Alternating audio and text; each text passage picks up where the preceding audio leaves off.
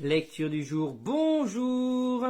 J'espère que tu vas bien, que tu as passé un bon week-end. Et ce matin, j'ai lu dans Juges 13, 14 et 15. On a terminé l'histoire de Gédéon ce week-end. C'était intéressant. J'espère que tu as pu finir ça aussi. Et donc ce matin, on a attaqué l'histoire de Samson dans le livre des Juges.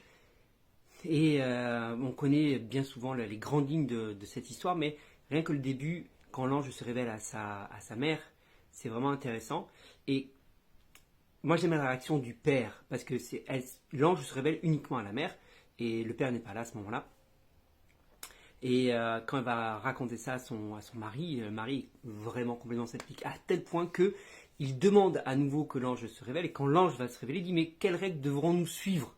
Du genre, sa femme elle a eu les règles, mais je ne tiens pas compte de ce que ma femme m'a raconté, et je veux avoir les règles. Et l'ange va lui dire, tu devras suivre tout ce que j'ai déjà dit à ta femme. Et donc, à savoir, 3 règles, ne pas se couper les cheveux, ne pas toucher un animal mort, et ne pas boire de vin.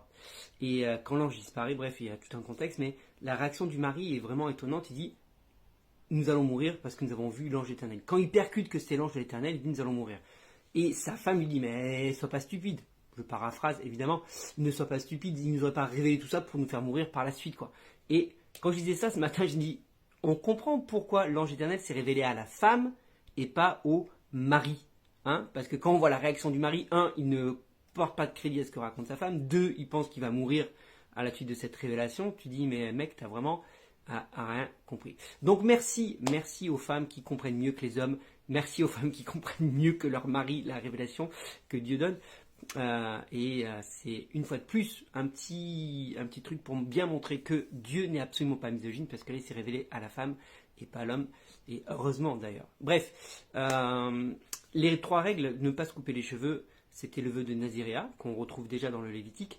Ne pas toucher un animal mort, là pareil, c'était vraiment vœu de Naziréa. Et ne pas être impur, ne pas se rendre impur et ne pas boire d'alcool, c'était concernant les prêtres en fonction qui n'est pas le boire d'alcool. Donc 3 règles qui en réalité on retrouve déjà dans le Lévitique et dans le Saint Testament, appliquées dans différents contextes.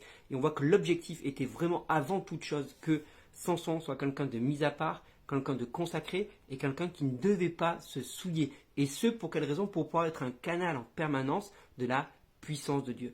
Dans la plupart des films, des animés où on a vu Samson, on a souvent vu Samson comme un mec ultra balèze qui aurait fait de l'haltérophilie.